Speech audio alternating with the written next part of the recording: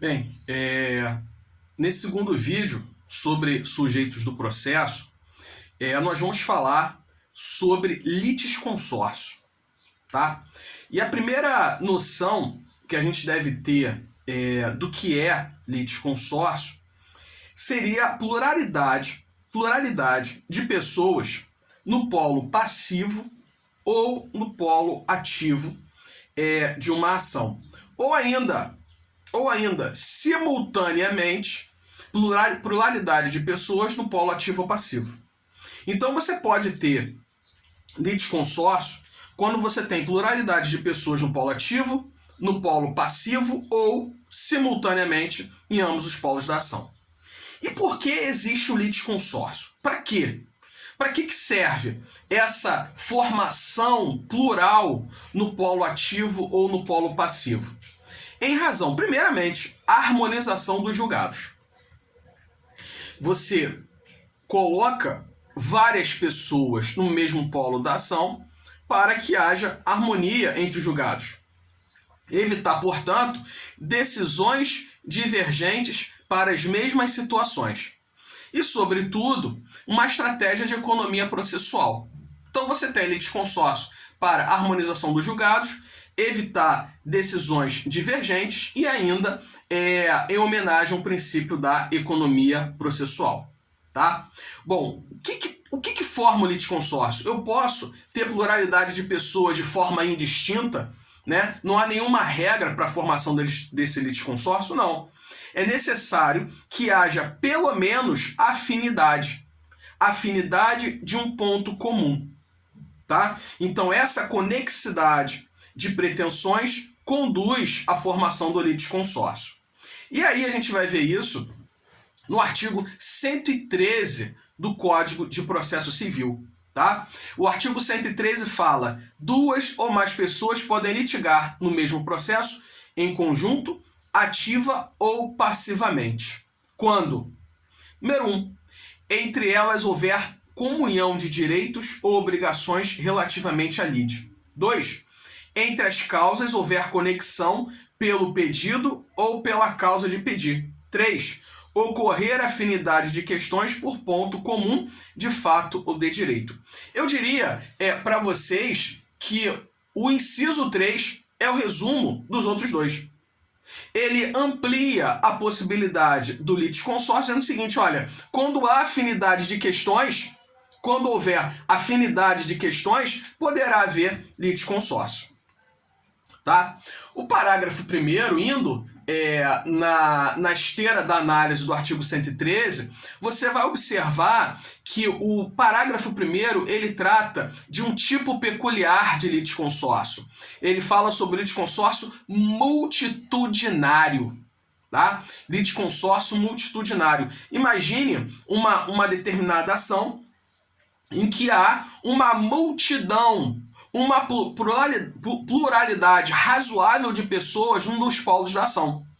Então, havendo essa pluralidade de pessoas, imagine uma ação judicial proposta por 30 pessoas.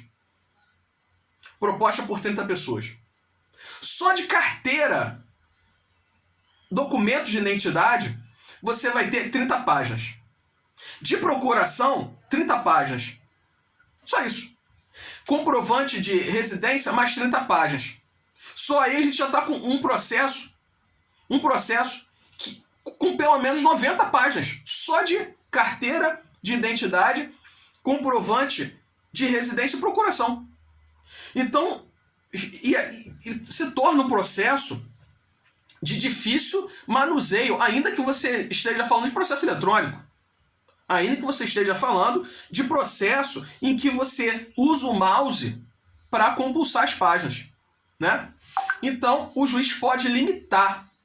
O juiz pode, portanto, limitar o número de pessoas num dos polos da ação, quando houver litisconsórcio multitudinário, tá? E o parágrafo 1º traz essa possibilidade de limitação. Então, o juiz poderá limitar o litisconsórcio facultativo quando o número de litigantes na fase de conhecimento, na liquidação de sentença ou na execução, quando este comprometer a rápida solução do litígio ou dificultar a defesa ou cumprimento da sentença. tá? O detalhe importante aí, e que a gente vai ter que observar um pouco mais para frente, é que essa limitação do litisconsórcio, ela ocorre quando o litisconsórcio for facultativo. Ou seja, a formação do litisconsórcio, a obrigatoriedade da presença da pluralidade for facultativa. Porque quando ela for obrigatória, o juiz não vai poder limitar. Então, o litisconsórcio multitudinário, a limitação do litisconsórcio multitudinário, ocorre no litisconsórcio facultativo. Quando, portanto, a possibilidade da litigação conjunta, tá? Bom, o parágrafo 2º ele fala: o requerimento de limitação da limitação do litisconsórcio interrompe o prazo para manifestação ou resposta. Então, a parte que pretender que o juiz limite o litisconsórcio vai fazer o requerimento, e a apresentação desse requerimento interrompe o prazo para manifestação. E esse prazo para manifestação, ele volta a correr da intimação da decisão sobre a limitação do litisconsórcio. Então, quando o juiz decide se vai limitar ou não o litisconsórcio, o prazo volta a correr, tá? Então, já temos aí quando a gente vai poder ter a pluralidade de pessoas num dos polos da ação, quando houver pelo menos afinidade de um ponto comum. Já temos a limitação do litisconsórcio multitudinário, e já observamos que ela vai ocorrer no litisconsórcio facultativo, né?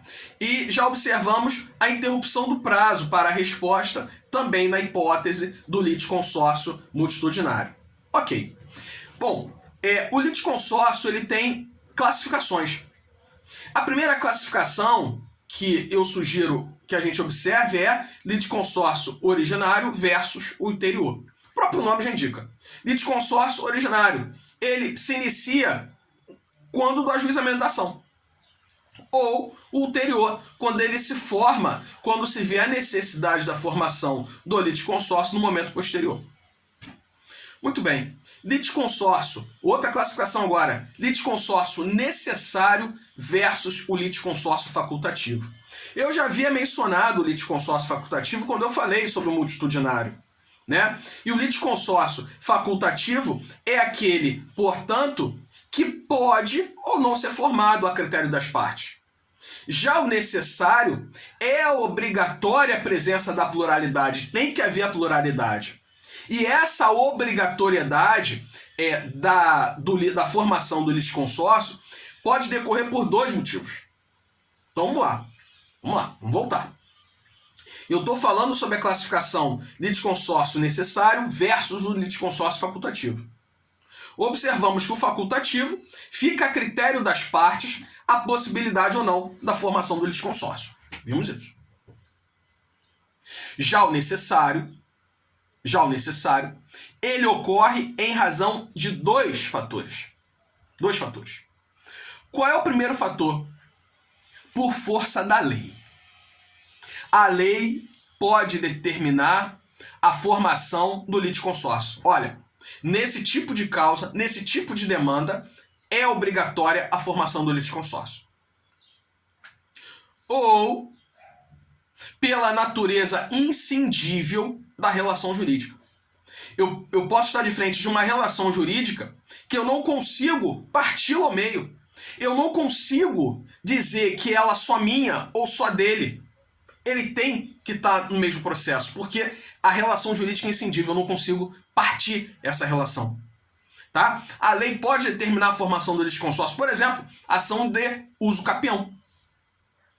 Ação de uso capião. Na ação de uso capião é obrigatória a formação do litisconsórcio. Quer ver outro exemplo? Direitos reais imobiliários de pessoa casada ou que mantém união estável. É obrigatória a formação do litisconsórcio. Tá? Então, o litisconsórcio é necessário ou por força de lei ou pela natureza de direito material. A relação de direito material é inscindível. Não tem como desconstituir a relação, não tem como partir a relação, o bem jurídico ao meio. Então, em razão de um casamento, em razão de um contrato, a relação jurídica é inscindível.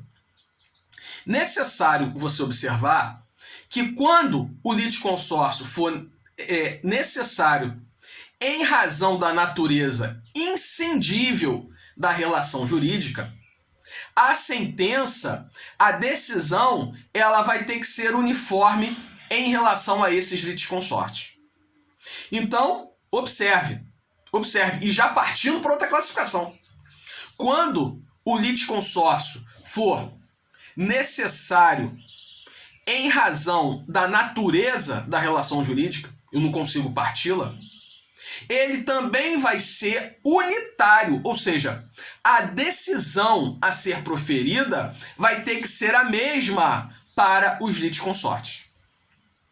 Tá? Porém, se essa necessariedade for por força da lei, ele pode não ser unitário. O exemplo clássico é a ação de uso capião. Na ação de uso capião, pode haver decisões distintas para os litisconsortes. Tá certo? Então, vamos lá. Se o litisconsórcio ele é necessário em relação à natureza, em relação à natureza jurídica inscindível, ele será também unitário, porque a decisão judicial vai ter que ser uniforme para todos os litisconsortes. Diferentemente, se ele é necessário por força de lei, ele pode ser simples ou unitário. Ou seja, a decisão pode até ser uniforme, mas também pode ser distinta para todos os litisconsortes. Tá? Bom, o artigo 114 do Código de Processo, ele fala: o litisconsórcio será necessário por disposição de lei ou quando, pela natureza da relação jurídica controvertida, a eficácia da sentença depender da citação de todos que devam ser litisconsortes. Então, o litisconsórcio necessário o artigo 114 ele resume quando o litisconsórcio deva ser necessário por disposição de lei ou quando a natureza da relação jurídica for inscindível. Bom, o artigo 115 ele fala da sentença, da decisão judicial em relação ao litisconsorte. Vamos dar uma olhada nele. A sentença de mérito, quando proferida sem integração do contraditório, será, olha agora, nula, se a decisão deveria ser uniforme em relação a todos que deveriam ter integrado o processo. Então haverá nulidade quando a decisão deveria ser uniforme para todos. Agora, será ineficaz nos outros casos, ou seja, quando não houver integração de todos os litisconsortes, ela será ineficaz aquele que não participou do processo. Nula, se todos deveriam estar no processo e a decisão ser proferida de maneira uniforme a todos os litisconsortes. Então, o litisconsórcio não foi integrado. Beleza. E aí você vai ter que se perguntar, bom, a decisão judicial deveria ser uniforme? Sim, Rodrigo, deveria ser uniforme. Então, ela é nula. Porque não houve integração no contraditório. Não estava no contraditório, não estava na relação jurídica processual aquele que deveria estar. Por quê? Porque a decisão a ser proferida assambarcaria todos. Então, a decisão é nula. Agora, deveria haver litisconsórcio? Deveria. Mas a decisão poderia ser diferente para os litisconsortes. Poderia? Poderia. Então, a decisão de mérito vai ser ineficaz aquele que não participou do litisconsórcio. Tá? Beleza. E aí a gente vai para outra classificação, né? Comum ou simples versus unitário. Eu acho que eu já até falei, né? O unitário é quando a sentença, a decisão, deve ser a mesma para todos. Deve ser a mesma para todos. Tá? E comum, as decisões poderão ser diferentes para os litisconsortes. Uma observação importante é, em regra, o litisconsórcio unitário também é necessário. Essa é a regra geral. No entanto, há exceção, que é aquela que envolve a legitimidade extraordinária. Então vejam, em regra geral, quando o litisconsórcio é unitário, ele também é necessário. Porém, você tem que estar atento à questão da legitimidade extraordinária, em que é unitário. O litisconsórcio é unitário. Mas nem todos aqueles que serão assambarcados pela decisão não estão no processo. Então, a legitimidade extraordinária, ela traz a exceção a essa regra geral de que o litisconsórcio unitário também é necessário. Tá? Vamos para o artigo 116. O litisconsórcio será unitário quando, pela natureza da relação jurídica, o juiz tiver que decidir o mérito de modo uniforme para todos os litisconsortes. Tá? Então, litisconsórcio unitário. Está aí o conceito no artigo 116. 117. Regra importante. Os litisconsortes serão considerados em suas relações com a parte adversa como litigantes distintos, exceto no litisconsórcio unitário. Óbvio.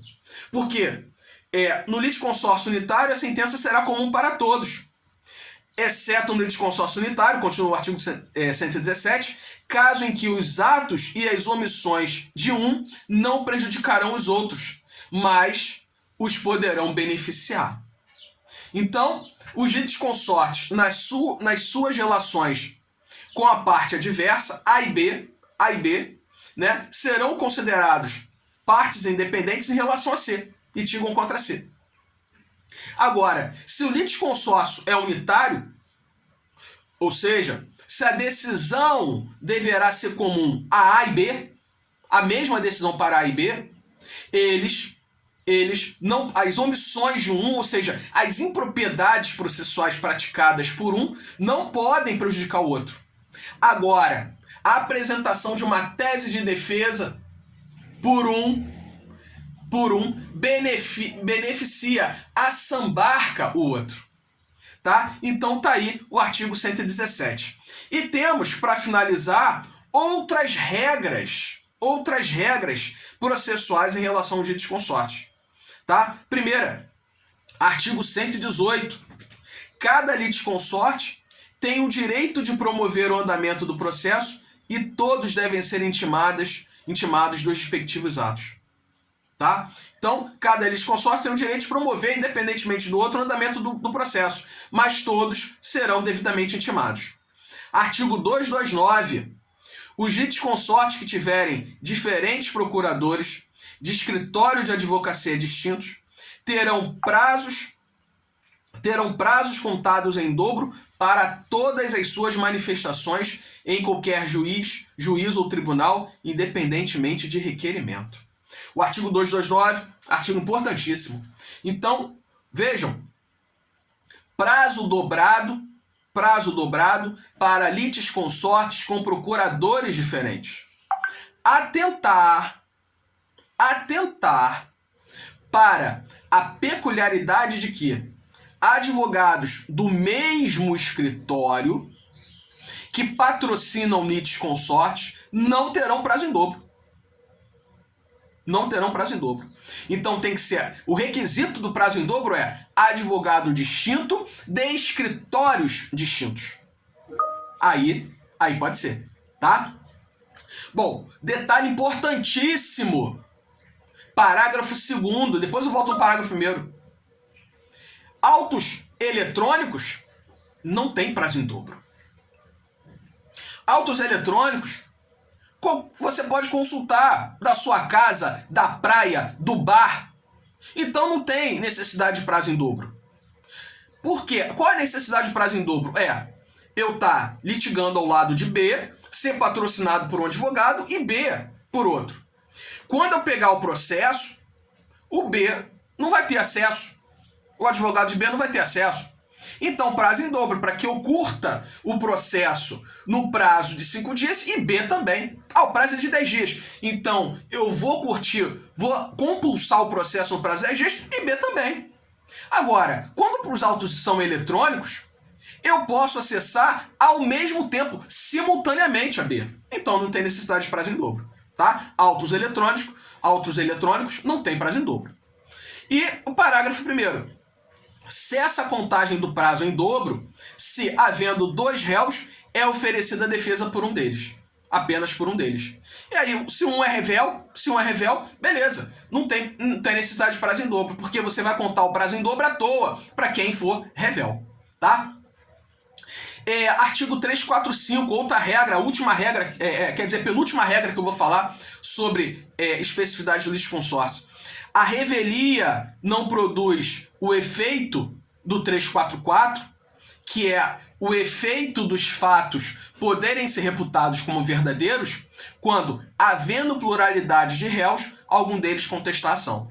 Então, a revelia não produz os efeitos do 344, que é justamente a possibilidade dos fatos serem reputados como verdadeiros, exatamente quando, havendo pluralidade, um deles contestar. Contestou. Então, não há por que você aplicar os efeitos da revelia.